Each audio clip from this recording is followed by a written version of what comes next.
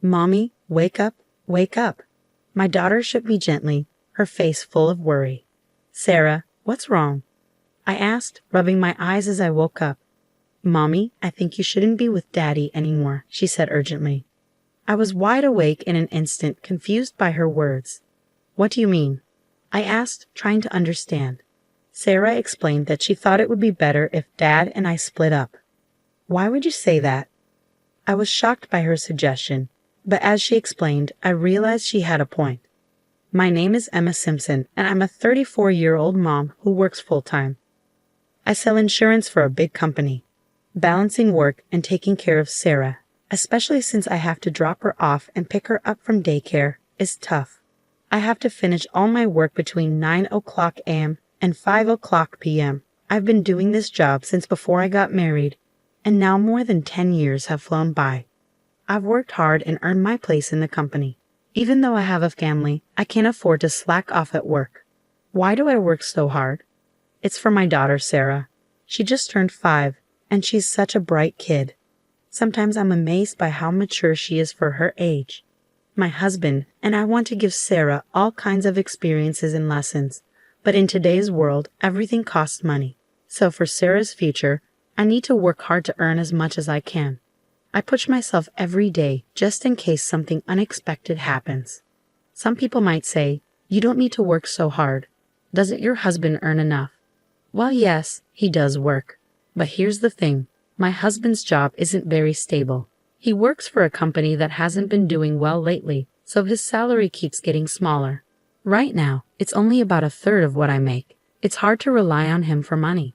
The other night, after Sarah went to bed, my husband came to me nervously.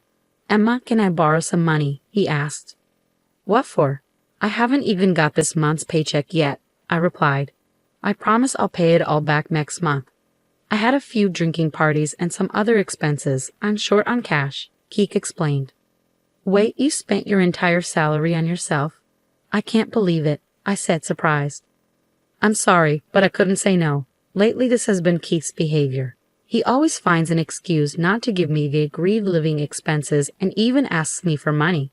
He usually says it's for drinking parties or to help his parents.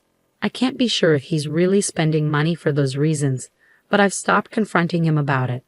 It seems like he always relies on my money.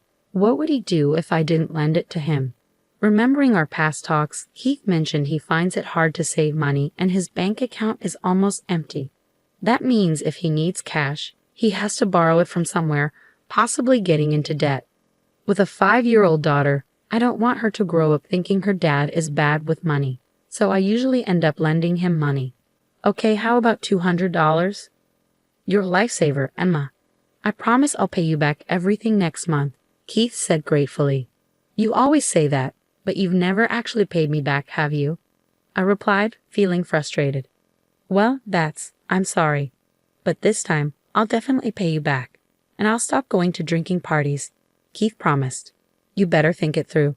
Our priority is Sarah," I reminded him. I know, Keith said, sounding remorseful. I couldn't help but wonder if Keith truly understood the seriousness of our situation. Doubting him made me feel awful, but sometimes it was hard not to. I let out a deep sigh, feeling conflicted. I support Keith so much not just because he's my husband, but because he's an amazing dad to Sarah. Every weekend he makes sure to spend quality time with her. One morning, Keith suggested, "Emma, I'll take care of Sarah today. Why don't you go out and relax?" "But I have so much to do at home," I replied. "Don't worry about it. We can order lunch and tidy up together. I'll handle what I can," Keith insisted. "Really?" Sarah, still half asleep, smiled. "Can you wait, Sarah? It'll be just you and Daddy playing," I said to her. Rubbing her eyes, Sarah hugged me and said, "I'm fine with that, Mommy." "Okay then, maybe I'll go shopping for a bit," I said, feeling a bit relieved. "Yay. But don't forget to get me something too," Sarah exclaimed. "I'll bring back your favorite bread," I promised. "Yay, thank you, Mommy." Sarah cheered, her face lighting up with joy. Sarah, at just 5 years old, behaves surprisingly well. Of course, I wouldn't leave her alone at home. Even though I felt a bit nervous about leaving her with my husband, just in case, I left a note in Sarah's bag with my phone number on it. I always remind her, call me if anything happens. Everything will be okay. That day, I went shopping by myself for the first time in a while. But even after browsing the department store, I couldn't find anything I really wanted. So instead of buying something for myself, I picked out some clothes I thought Sarah would like and got her favorite chocolate croissant. I'm home, I announced as I opened the door. Sarah came running to me with a big smile. Mommy, welcome back. How was shopping? Did you have fun? I'm back, Sarah. It was nice to have some time to myself. Here's the surprise I got for you, I said, handing her the treats. Wow, a chocolate croissant and new clothes too. Can we have the croissant tomorrow morning? Wait, where's Daddy? Oh, Daddy's out on the balcony talking on the phone, I replied. On the phone? Who's he talking to? I wondered aloud. When I peeked out onto the balcony, I saw Sarah was right. My husband was happily chatting away while smoking. When I tapped on the window, he looked surprised and quickly ended the call, asking, You're back already? Yeah, I'm back. But who were you talking to? I asked. Oh, it was just work stuff, he replied casually. You left Sarah alone inside the house? I asked, feeling a bit frustrated. I'm sorry it came up suddenly. Sorry, Sarah. He apologized, looking sheepish. Sarah looked disappointed and said, Mommy, did you know? Daddy said he'd play with me, but he was on the phone a lot today. Really? Yeah, you're right. He promised we'd read a book together. I confirmed, feeling a bit let down. When I looked at my husband, he seemed regretful. That night, we had dinner together as usual, and I bathed Sarah. Because I felt bad for leaving her alone during the day, I tried to spend extra time with her. After Sarah fell asleep, I had a serious talk with my husband. Keith, are you really that busy? It feels like you're always on work calls, even on weekends. Yeah, the workload has been crazy, and I've had to do a lot of overtime. So when I've been coming home late lately, it's because of work, not going out drinking. Okay, it's because of work, but when you're on the phone, can you make sure to spend time with Sarah too? Work is important, but so is our family, I reminded him. Okay, but Sarah looked really lonely. From now on, when I go out, I'll take Sarah with me.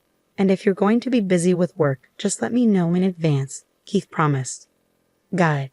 I'm going to bed now, Keith said, bidding good night before heading to the bedroom with his phone. For the past 6 months, Sarah and I had been sleeping in the same bed more often, while Keith slept alone in the bedroom. Although I enjoyed sleeping next to Sarah, I couldn't deny that our time together as a couple had decreased. Keith didn't seem bothered by it, but as a woman, I sometimes felt a twinge of loneliness. Then, one night, Mommy, wake up. Sarah's sudden voice jolted me awake. I glanced at the clock. It was 2 a.m. in the quiet darkness. Keith must be asleep in the other room. I sat up and asked Sarah what was wrong. Mommy, I have a request, Sarah said seriously. A request? What is it? I want you to break up with Daddy.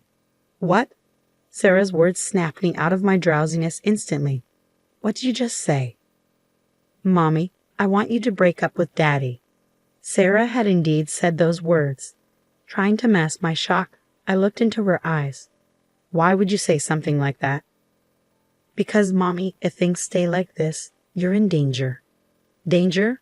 What do you mean? I'm okay. But Dad, he wants to hurt you. What happened, Sarah? I asked, my heart pounding in my chest. Tears streamed down Sarah's face as she cried, but she seemed to calm down a bit when I gently stroked her back. Earlier, when I got up to use the bathroom, I heard Dad talking on the phone in his room. Really? What was he talking about? I asked, feeling a mix of worry and confusion. He said it would be good if something happened to you, Emma, so we could get the insurance money. What's insurance money? I asked, though deep down, I already knew. They were talking about hurting me on purpose. Why, Keith? Why would he say that? Also, Daddy said, I love you on the phone, but not to you. It was to someone else, Sarah added. Don't worry, Sarah. I'll make sure everything's okay. I reassured her, though tears were welling up in my eyes again. My daughter, so young yet so perceptive. She must have sensed something was wrong. Children are often very aware of their parents' feelings and actions, even at a young age. Despite her tender years, Sarah must be worried about my safety. At that moment, tears of gratitude and anger mixed in my eyes. Gratitude towards Sarah for her bravery and concern, and anger and sadness towards Keith for his actions. My little girl trying so hard to protect me. Now that she's spoken up, it's time for me to take action too. I have to do something about this situation myself. Looking at Sarah, I began to speak slowly. Sarah, I need to talk about something very important. Can you listen carefully? I'm listening, Mommy. And if what you said earlier is true, then you can't stay with Daddy anymore, right? That's right. I'm considering leaving this house.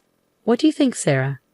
Sarah paused for a moment, thinking deeply, but then she looked at me with determination and replied, I want to stay with you, Mommy. Are you sure about leaving? Yes, I'm sure. I can't be without you. Thank you, Sarah. Let's go. Okay. I instructed her to quietly and quickly gather her things. Sarah began to pack her backpack, being careful not to make any noise to alert her father. I hadn't realized how mature and responsible she had become. Touched by her growth, I too prepared to leave, leaving my wedding ring on the living room table. Together, we left the house. It was still dark outside when we arrived at my parents' house and rang the doorbell at 5:00 a.m. My mother, looking sleepy, answered the door. Emma and Sarah, too. What brings you here so early? I'm sorry for dropping in like this, Mom. Can we stay here for a while? Of course, dear. But what's going on? There's something you need to talk about. After my mother showed me to the living room, she put Sarah to bed in the adjacent room. Sarah looked exhausted and quickly drifted off to sleep. A comforting cup of tea sat on the table in front of me, courtesy of my mother. Taking a sip, I gathered my thoughts and began to speak. It seems Keith is planning something involving me, possibly an accident. I said, the words heavy on my tongue. My parents were stunned into silence. My father, trying to maintain his composure, asked, What do you mean? Why would Keith do such a thing? Sarah overheard Keith talking on the phone. He told the person he loved her. I suspect he's having an affair. That's unbelievable. An affair?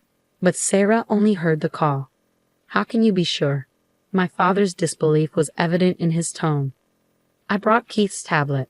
If we look into it, things might become clearer, I said, pulling out the tablet from my bag. Since Keith wasn't likely using his phone to communicate with his lover, he must have been using this tablet instead. When I opened it, I found that it wasn't locked. As I cautiously scrolled through the screen, my suspicions were confirmed when I opened the email app. There were numerous exchanges with a woman I didn't recognize. This, my mother pointed at the screen, appears to be a detailed plan to cause an accident involving you.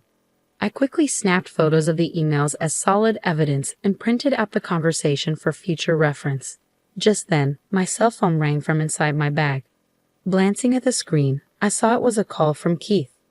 With determination, I answered the call and switched to speaker mode. Hello, what's up, Emma? Where are you? I woke up and no one was in the house. I'm worried, Keith's voice came through. Is that all you have to say? Really? What do you mean? I'm worried about the two of you, I retorted, my voice trembling with anger. How dare you say that? Are you planning to get me caught in an accident? Keith's response was swift, his tone defensive. What? Why would you say that? Keith's voice over the phone sounded shaken. He must have been shocked to realize that I knew about the secret plan he had been hiding. He probably used to call his mistress while I was asleep. Now that he knew I was aware of everything, he must be completely confused. And he probably hasn't realized yet that I have a reliable ally in Sarah. I heard it from Sarah. You planned to cause an accident so you could get insurance money, Sarah interjected. That's not true. It can't be, Keith denied vehemently. And what can't be true? Sarah told me about your conversations with your mistress. I know about your plan to harm me and claim the insurance money, I said firmly. Why would she say that? Keith's protest sounded feeble, confirming my suspicions about both the affair and the accident plan. Ah, Keith seemed at a loss for words, inadvertently admitting the truth. His guilt was undeniable. I never thought you could stoop so low. I'll raise Sarah properly. Why don't you go live happily with your mistress? I never want anything to do with someone like you again. Remember this. I'll never forgive this betrayal. I couldn't help but raise my voice in anger as I spoke to Keith. Without waiting for his response, I hung up the phone. It seems I woke up my daughter with my raised voice, I said, noticing Sarah standing in the doorway. Mommy, are you okay? Sarah asked, her voice filled with concern. Sorry, Sarah. Did I wake you up? I asked, feeling guilty. No, don't worry about it. What happened with Daddy? Sarah's concern was evident in her voice. It's okay now. You don't have to worry anymore. I reassured her. Really? Are we safe? Can we always be together? Sarah's eyes were filled with hope. I nodded and smiled at my daughter's bright eyes. Then I hugged Sarah tightly, comforting her. Soon after, I made the decision to divorce Keith. Through my lawyer, I successfully claimed a significant amount in child support. Although Keith's actions could have warranted police intervention, I didn't want to cause any more disruption for Sarah's sake. I completely cut ties with Keith and left the legal matters to my lawyer. I later heard that Keith was abandoned by both his parents and his mistress shortly afterward. Now he struggles to pay child support and settle property division. On the other hand, Sarah and I started a new life in a new house. Sarah adjusted well to her new nursery school and seemed to enjoy every day. While there may be challenges ahead for us, I believe that with Sarah by my side, we can overcome anything. She is my absolute partner, and together we can face whatever comes our way.